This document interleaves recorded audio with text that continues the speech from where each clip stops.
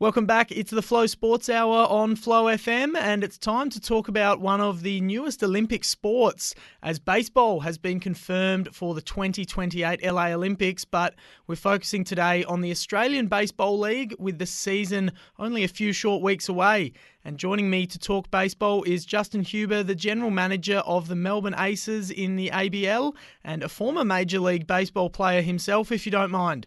Thanks for joining me, Justin. You must be getting very excited with the season right around the corner. Yes, we definitely are. I mean, this time of the year, you feel a little bit like Indiana Jones in that famous scene where the walls are starting to cave in. You've got less days, not more, but we are very much excited about the season. We've got some really good players that we're targeting to bring in, as well as, you know, a lot of our homegrown players. You mentioned the Olympic Games. It's a huge moment for the sport in Australia, because you will see some of the guys that came up through their local clubs and state pathways who play for the ABL teams who will be Olympians in 2028.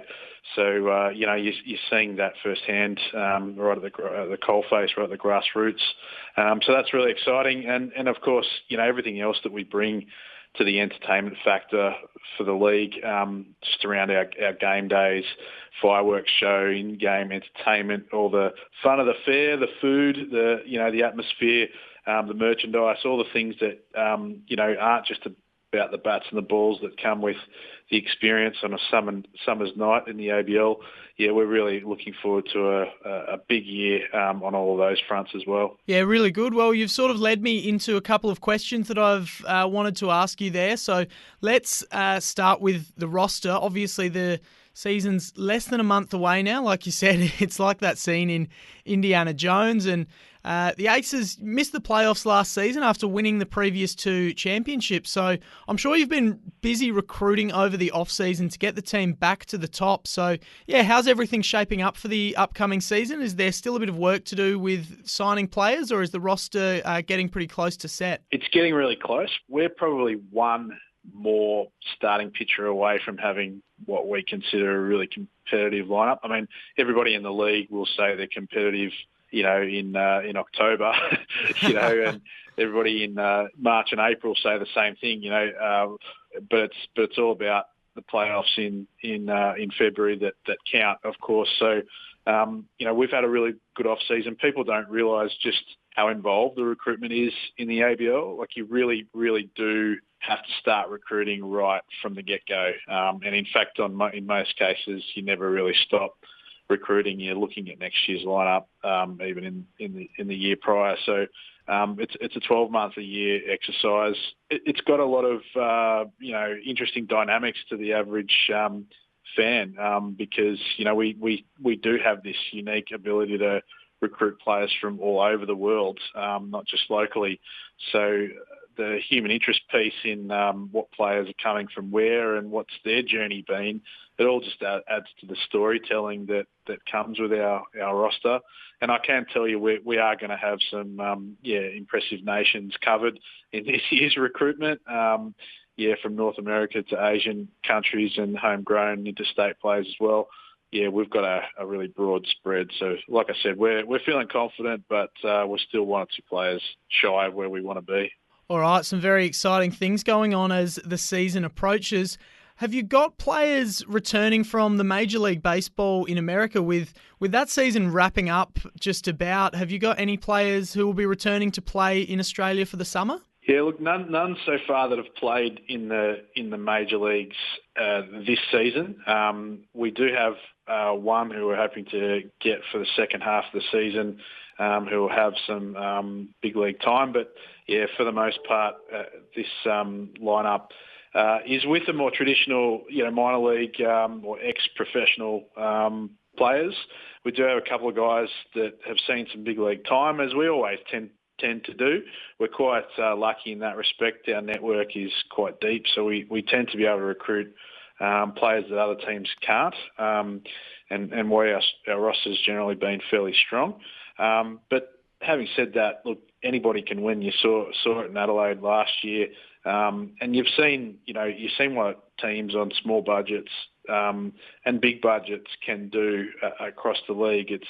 it's just because you got the biggest, deepest pockets doesn't mean you're going to put the best team on the field. So it's quite an even competition, albeit it's going to be even more even this year with only 6 teams in the league. That disparity between the top and the bottom is a lot tighter this year. So it's shaping up to be a really tight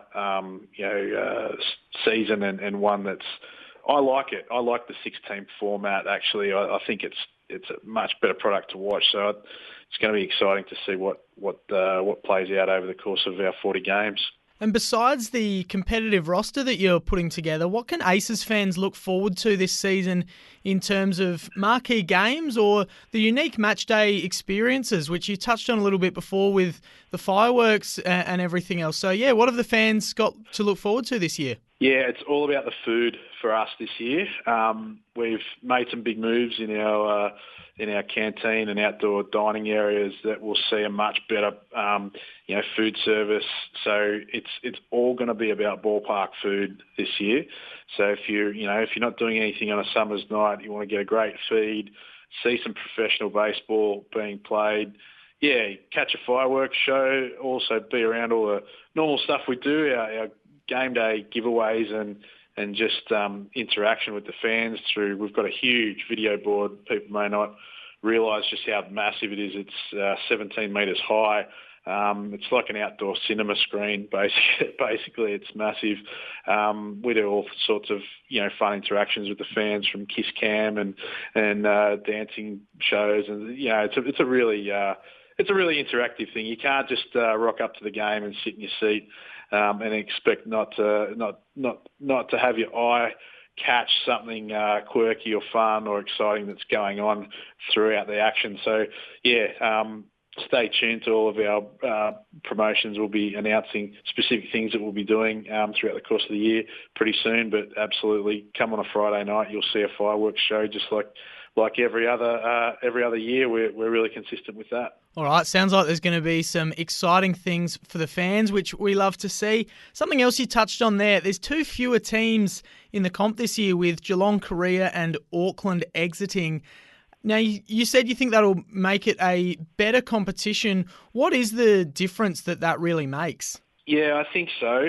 I think, there's only so many Australian players, in the pool that are up to playing in the ABL. Australian and New Zealand players. So I think you're going to find, just a bit of a condensation of the league in terms of talent. I think that will happen. Also, the same goes for the players that you're recruiting. There are a lot of pro leagues out there, but really to find the type of player who can travel to Australia and New Zealand, play for a summer, under the conditions that, we play in under the league. It's a long way from a lot of those countries that traditionally play baseball in the Northern Hemisphere summer. It's not that easy it's not like going to the supermarket. You can't just walk down the aisles and pick players off the shelf. You really have to do a lot of work, and there's only so many of those players available. So I think you'll find that there's, a condensation of the league, I think, of talent. So I think that'll improve the standard. But also, I think what we saw in the 8-team competition with pool play, I think, one pool could be much stronger than the other, and, not necessarily the best teams in the league get found out. Whereas I think everybody in one league all duking it out against, the 5 other teams in the comp. I just really like that format. I think it's conducive to being exciting for the fan, being tight coming down the stretch, and giving more teams an opportunity to actually play in the playoffs too. The 6 teams and the top 4 will go through the finals. You got to stay in the top. You don't have to be in the top half. You just got to be in the top 2/3, and you're there. So I think that's good for the fan. The worst thing you don't want to get through a 40-game season and just miss out on the playoffs. You really want to be there all the way to the end. So, those are the key factors. But I just love that 6-team comp. I think it's going to be fantastic this year to watch. Yeah, certainly a really exciting change for the league going into the new season. And you talk about having a good selection of Aussie players and New Zealand players in the league, and that maybe there's not quite enough talent to support the 8 teams or more than 6 teams. Where do you think baseball's at in Australia at the grassroots level in terms of, trying to find more and more talent to be good enough to play at the top level so that we can one day expand the league?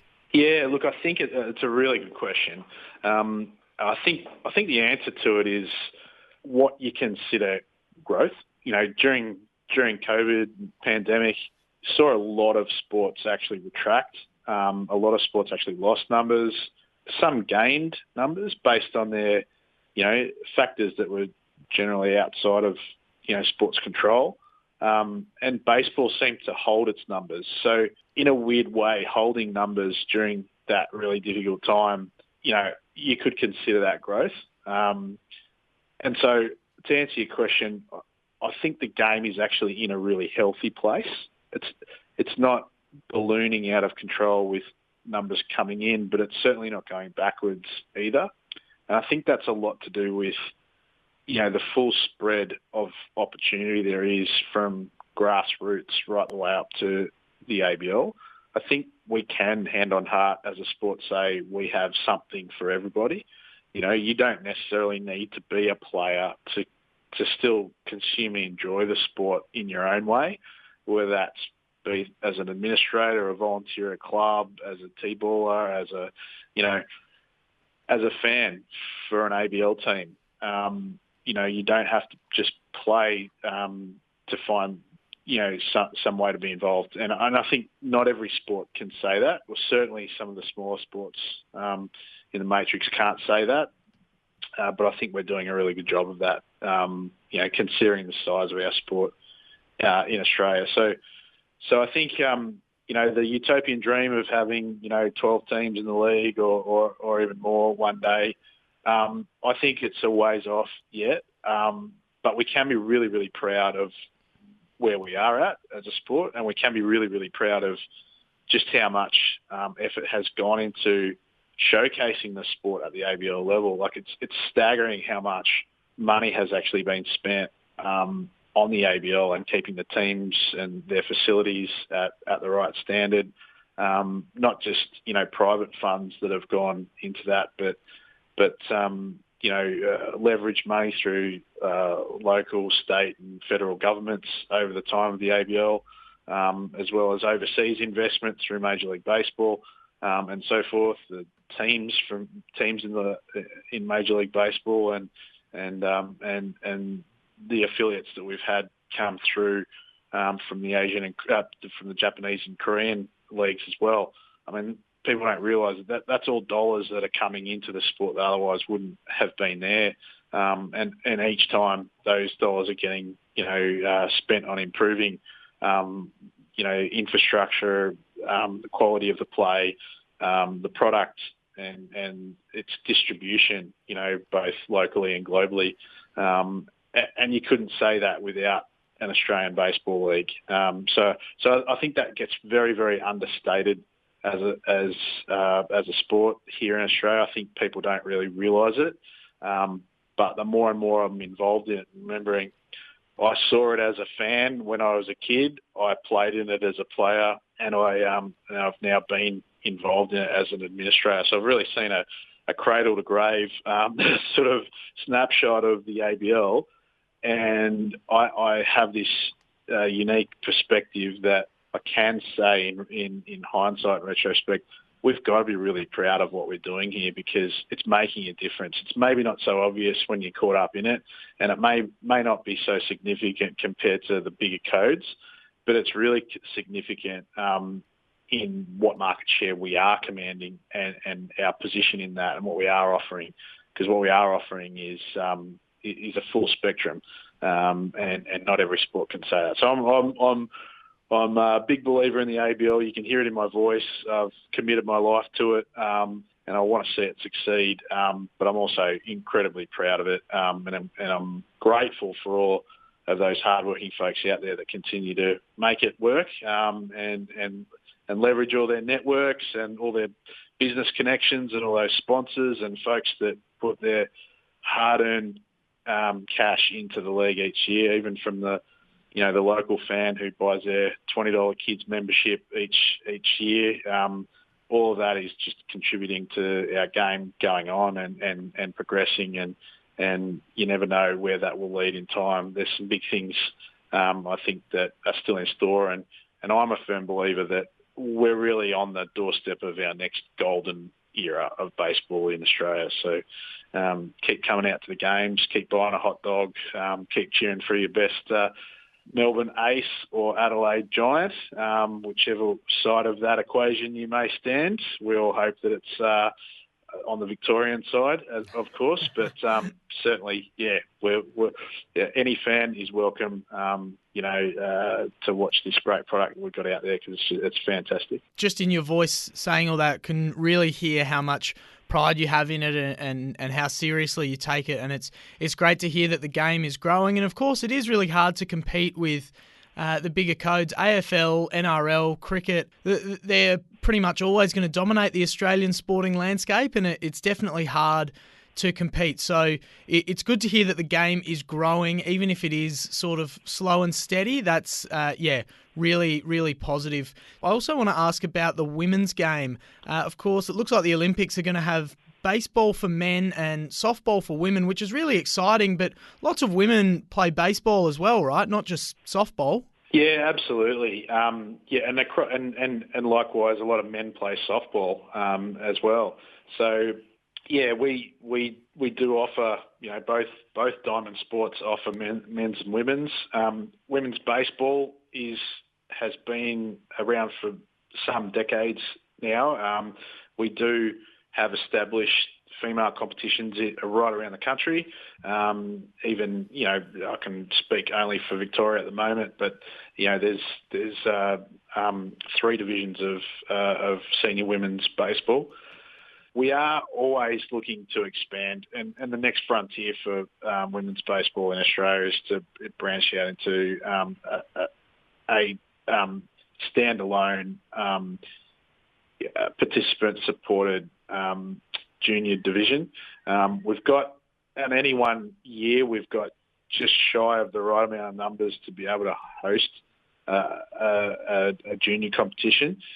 We do have a national championship each year for under 16 age group for women's players, but it really is, it's a slow burn. We've been talking about it for some time, but that'll really be the next hump to get over, is establishing those growing junior divisions. That's when we can really say we are growing as a sport. I think when we can see girls and boys running around in competitions right through the junior age brackets. And up the top end, we've talked about it for some years in the league, establishing a women's ABL. The ownership is up for it. We've even gone so far as a lot of the states have, applied for and been granted licenses to operate a women's team in a women's ABL. The hold up, just coming off the back of COVID, is just the sustainability of the teams to be able to play in a professional women's competition. Likewise to the men, there's only a certain number of, players in the country that are up to the standard that could play in that league. And so that's the challenge at the moment. We've got to grow the base to grow the pinnacle. But I can say that it's not through lack of appetite or lack of dedication from the team owners or the league office itself. They're shovel ready. They've got licenses in place. They've got MOUs in place for the states. Got facilities. They're ready to go. It's just a matter of being able to put together teams and a product on the field that is what it needs to be at a professional standard. the concept of not doing anything that's token is heard loud and true throughout the baseball community. We don't want to do anything that's just to say that we're doing it. If we're going to run a proper competition, we want it to be just like the men's. It needs to be at a good standard, and it needs to be well resourced, both from an administration perspective, but also from an on-field perspective. We need to be able to put the right product on the field so that we can grow the sport, which is ultimately why we would do it. So to answer your question, the women's game, it's established. It's again holding numbers.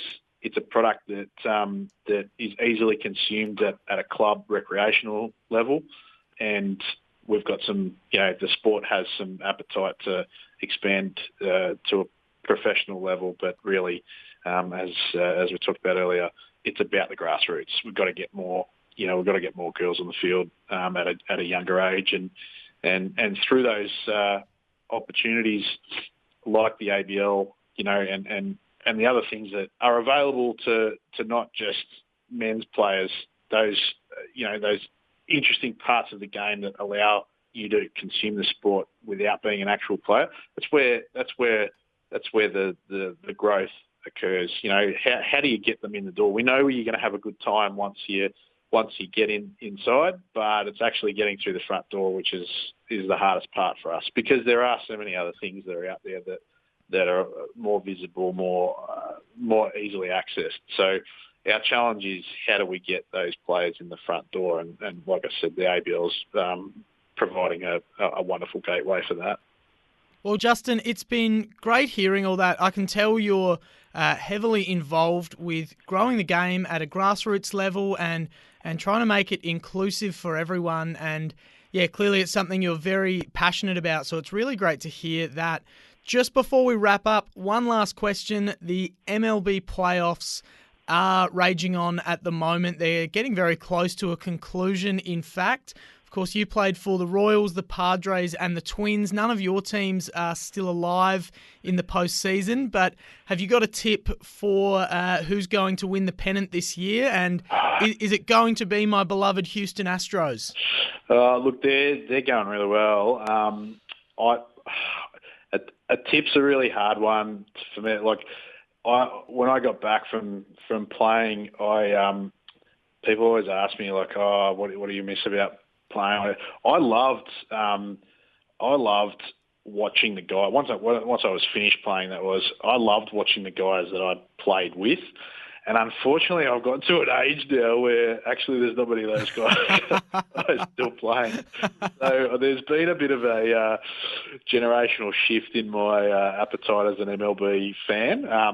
So I haven't actually watched a huge amount of playoffs this year. But if I can give you a sneaky one that I think I'm only close to, because one of our interns last year went on as a result of her work with the Melbourne Aces, secured a job with the Arizona Diamondbacks, and has been heavily involved in the playoffs, promotion, a lot of their game day entertainment.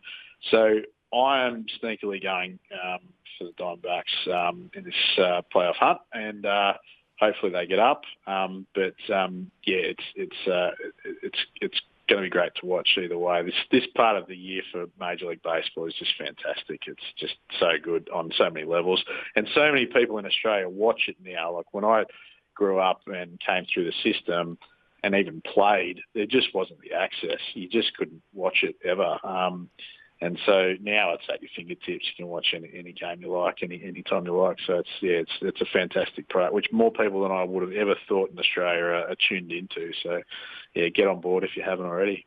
Well, the Diamondbacks have come from the wildcard series as a 6th seed and haven't lost a game yet in the playoffs. So I reckon that is a pretty good tip. But yes, like I said, as a Houston sports fan, I'll be cheering hard for the Astros, but we'll see what happens. Justin, thank you very, very much for your time today. It's been great chatting to you and hearing about the place baseball's in, and of course hearing about the upcoming Melbourne Aces season as well. Good luck for the start of the season. Hopefully we'll talk to you again at some point throughout the season. It would be great to have you back on the show, but yeah, good luck with the rest of the recruiting and the pre-season and everything, and yeah, hopefully we'll talk to you again soon. Thanks a lot, Dan. Really appreciate you having me on the show.